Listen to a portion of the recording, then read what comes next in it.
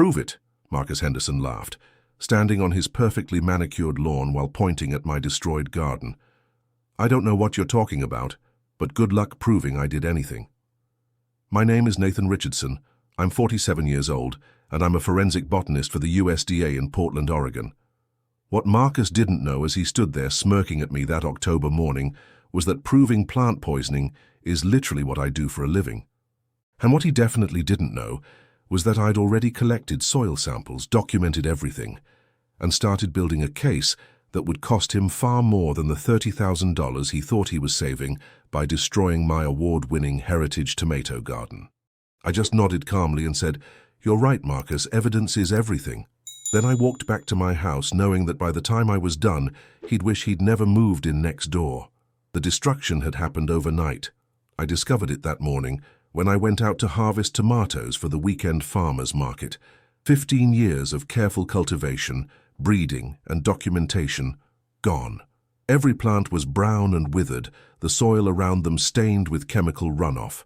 My rare Cherokee purples, German Johnsons, and Brandywines that had won state fair competitions for 3 consecutive years were nothing but blackened stems in poisoned earth. But what made it worse was that I knew exactly why he'd done it, and exactly when. I'm a forensic botanist.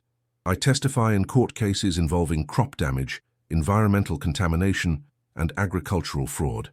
I help prosecutors build cases against companies that illegally dump chemicals, or farmers who deliberately destroy competing crops. My backyard wasn't just a hobby garden. It was a living laboratory where I grew heritage varieties for seed preservation and maintained test plots for my research. The Oregon Department of Agriculture had featured my garden in their newsletter. Local news stations had done segments on my conservation work. Marcus Henderson had moved in 6 months earlier. Investment banker, recently divorced, bought the most expensive house in our neighborhood. From day one, he made it clear that my little farm project didn't fit his vision of property values. He complained to the HOA about my compost bins, tried to get my greenhouse classified as an illegal structure, and constantly made snide comments about how my weeds were attracting insects to his pristine landscape. The breaking point came 3 weeks ago when I won the Oregon Heritage Tomato Competition for the 3rd straight year. The local paper ran a feature story about my conservation work, mentioning that my property was being considered for inclusion in the National Register of Historic Gardens. That same evening, Marcus cornered me at my mailbox. "This neighborhood is supposed to be upscale," he said, gesturing toward my garden. "Your little farm experiment is hurting everyone's property values. Maybe it's time to modernize." I'd remained polite. "The garden predates your house by 15 years, Marcus. It's grandfathered under HOA rules." "Rules can change," he replied with a cold smile, "especially when the right people start paying attention to code violations." Now I understood what he meant. Standing in my destroyed garden that morning, I felt something shift inside me. Not anger. Anger makes you sloppy. This was something colder, more focused. Marcus thought he was dealing with some amateur gardener. He had no idea he'd just committed agricultural terrorism against someone who spent their career investigating exactly this type of crime. I pulled out my phone and started documenting everything. Photos from multiple angles, close-ups of the chemical staining patterns, GPS coordinates for each affected area.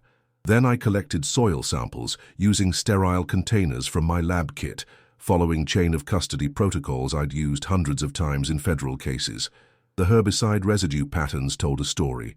The chemical had been applied systematically, concentrated at the root zones of my most valuable plants. This wasn't random vandalism. It was targeted destruction by someone who understood which plants mattered most. But Marcus had made one critical error. In his eagerness to destroy my garden, he'd used industrial-strength herbicide in concentrations that would leave trace evidence for months. And as a forensic botanist, I knew exactly how to find it. I'd started gardening on this property when I bought the house 17 years ago. The previous owner, Eleanor Hartwell, had been a master gardener who'd spent 40 years developing the soil and establishing microclimates.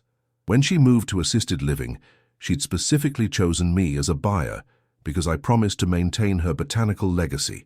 Over the years, I'd expanded her foundation, adding raised beds for heritage varieties and establishing seed-saving protocols that contributed to the USDA's genetic preservation program. My Cherokee purple tomatoes descended from seeds Eleanor had saved since 1987. The German Johnsons came from stock that traced back to a Pennsylvania farm from the 1890s. This wasn't just gardening, it was living history. I'd met my ex-wife Sarah here, actually. She was writing a magazine article about urban food production and interviewed me about heritage seed preservation. We married 3 years later, and for a while she shared my passion for the garden. But city life called to her, and when she got offered a position with a sustainability non-profit in San Francisco, our marriage couldn't survive the distance. The divorce was amicable. Sarah understood that I couldn't leave my work, and I understood that she needed to follow her career. She'd always supported the garden, even helped me document several rare varieties for the National Seed Bank, which is why I called her first after I finished my initial evidence collection. "Nathan?" Sarah's voice was concerned when she picked up. "Everything okay?" "Someone poisoned my garden," I said simply. "Destroyed everything." "Oh my God, do you know who?" "My neighbor, investment banker named Marcus Henderson. He's been trying to get rid of my garden for months. Says it hurts property values." Sarah was quiet for a moment.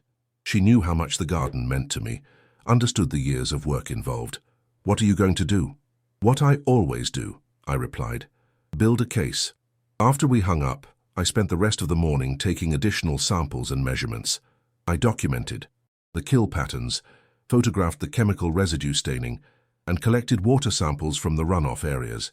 Every action followed federal protocols for environmental crime investigation. Then I called Dr. Patricia Vance at the Oregon State University Extension Office. Patricia and I had collaborated on several agricultural fraud cases, and she ran the most sophisticated plant pathology lab in the Pacific Northwest. "I need a rush analysis on soil contamination," I told her. "When?" she answered. "Suspected herbicide poisoning, residential property." "How rushed?" she asked. Patricia knew I only called when cases were serious. "I need preliminary results by Monday, full analysis by Wednesday. And Patricia, this one's personal. Bring the samples this afternoon," she said without hesitation. "I'll put my best tech on it." While I prepared the samples for transport, Marcus appeared at the fence line between our properties. He was wearing golf clothes and carrying a cup of coffee, looking relaxed and satisfied. "Shame about your plants," he said casually. "Must have been some kind of blight. These old gardens are susceptible to disease, you know." I looked up from labeling sample containers. "Actually, herbicide poisoning has very distinctive symptoms, different from plant disease." His smile tightened slightly. "Well, I wouldn't know about that. I'm not a gardener." "No," I agreed. "You're not." Something in my tone made him step back from the fence. "Look, Nathan, maybe this is a sign. Time to modernize the landscape, increase property values for everyone." I stood up, still holding the soil samples. "Marcus, I've been investigating agricultural crimes for 15 years. I've testified in federal court against companies that thought they could destroy crops and cover it up. I've sent people to prison for exactly what happened to my garden last night." The color drained from his face. "Are you threatening me?" "Not at all," I said calmly. "I'm just explaining what I do for a living." He retreated to his house without another word. That afternoon, I drove to Oregon State and delivered the samples to Patricia.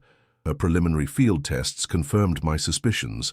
Massive herbicide contamination, concentrated in lethal doses around my most valuable plants. "This wasn't accidental overspray," Patricia said, reviewing the data. "Someone applied concentrated herbicide directly to your root systems." "How?" "Concentrated. Enough to kill established tomato plants overnight. We're talking about commercial-grade chemicals, probably Roundup concentrate mixed with 2,4-D. Nasty combination." I nodded. "How long will traces remain in the soil?" "At these concentrations?" "Months.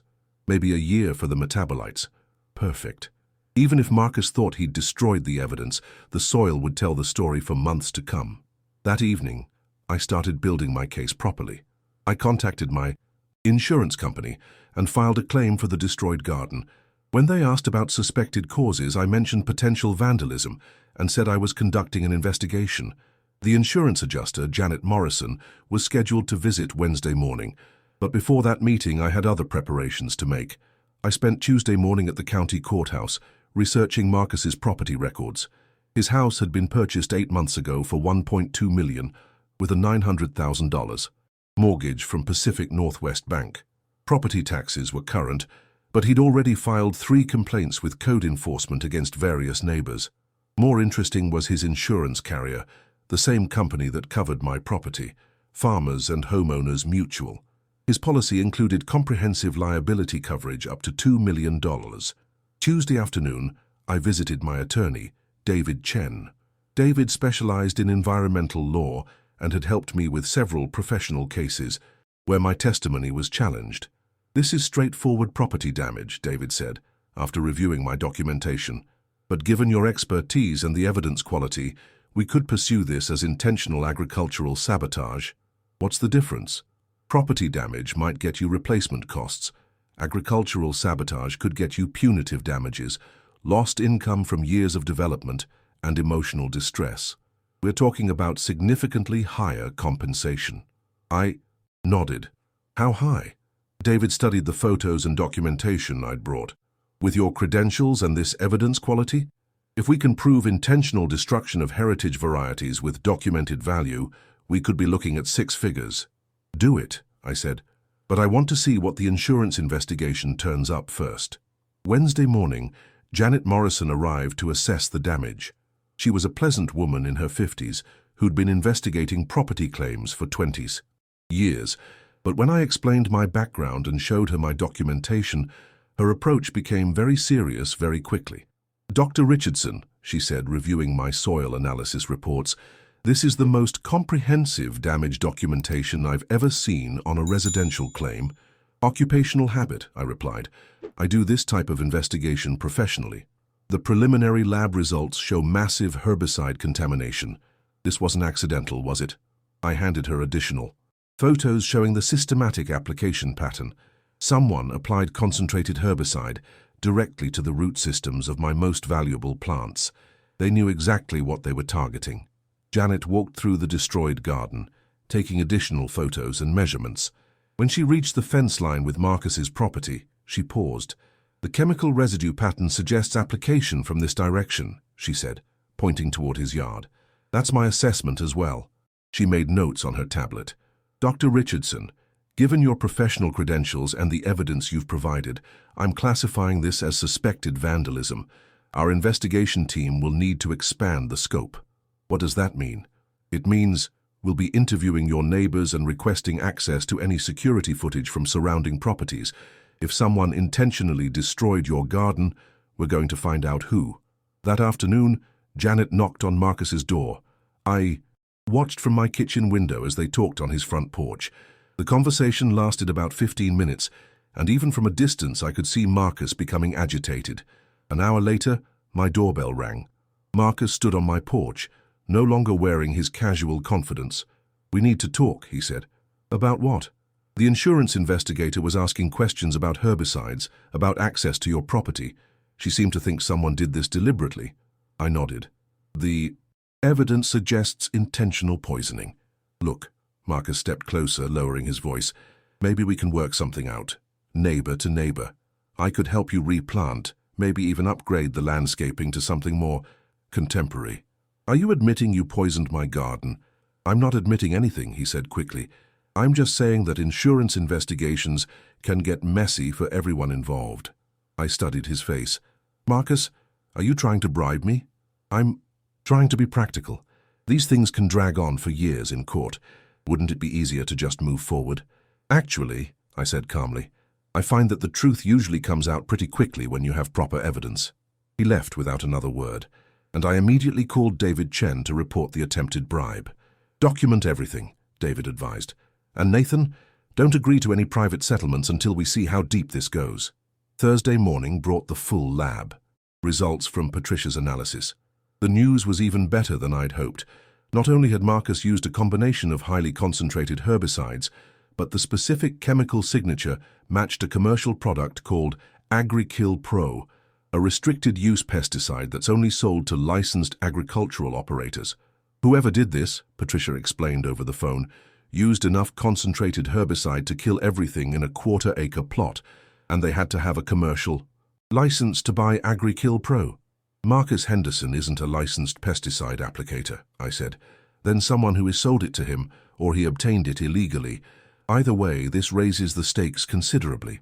I forwarded the lab results to both Janet Morrison and David Chen, then sat back to wait. In agricultural crime investigation, patience is everything. You gather evidence, document patterns, and let the perpetrators make mistakes while trying to cover their tracks. Marcus made his first big mistake that afternoon.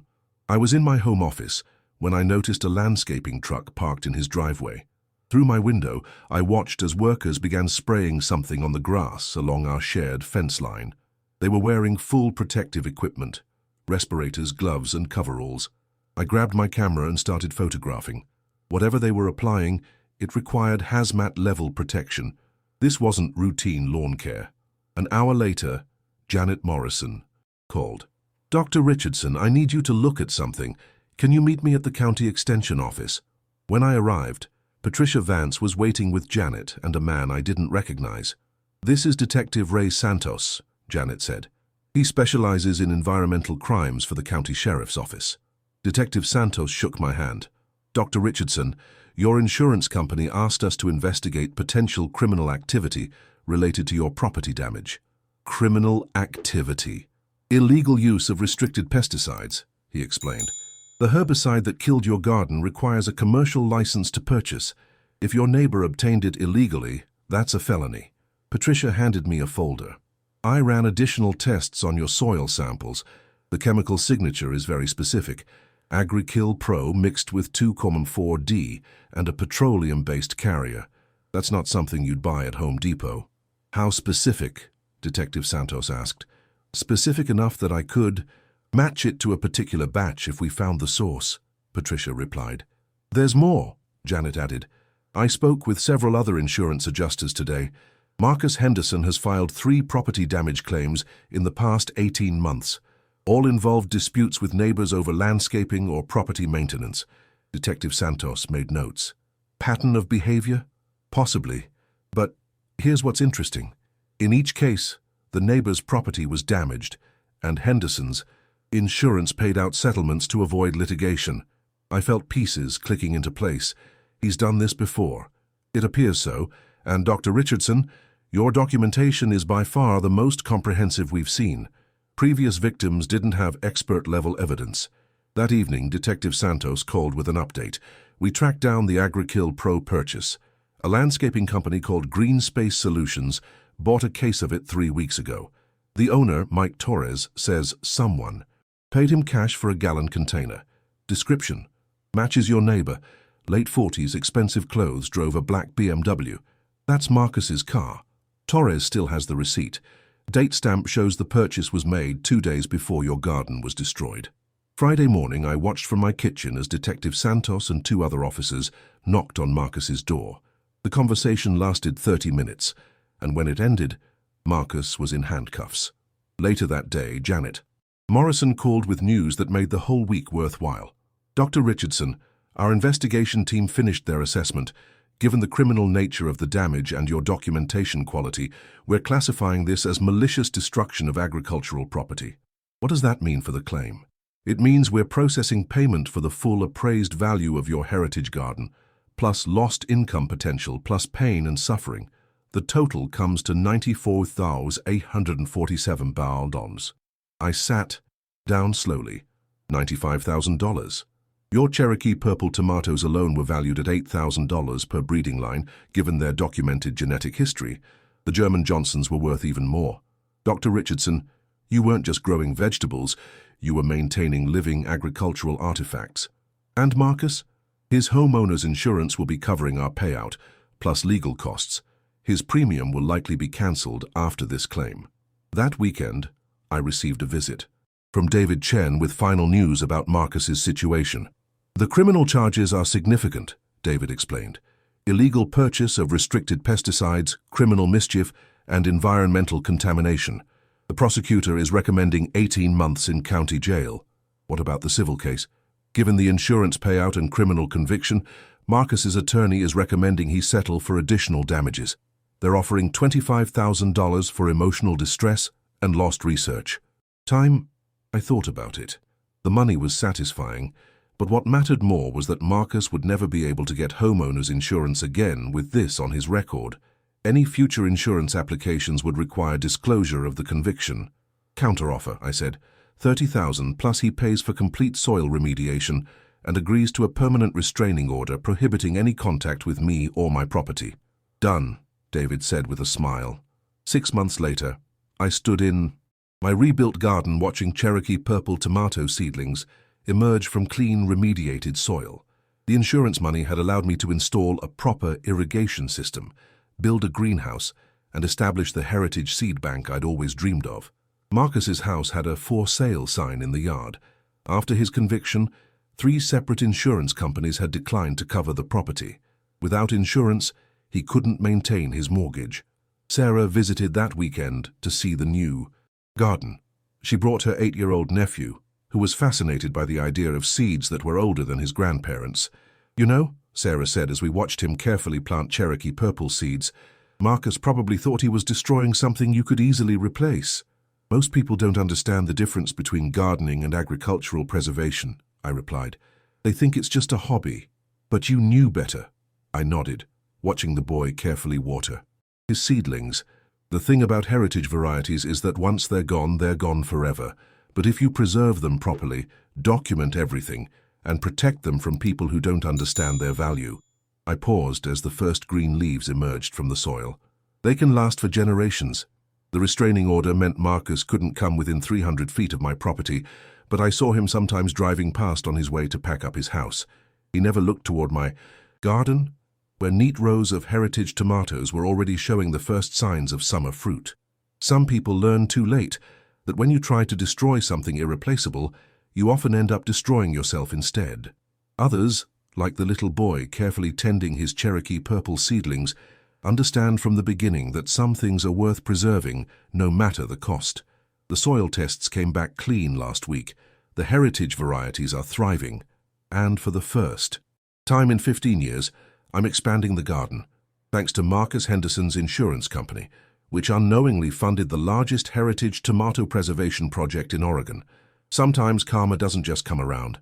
Sometimes it pays compound interest.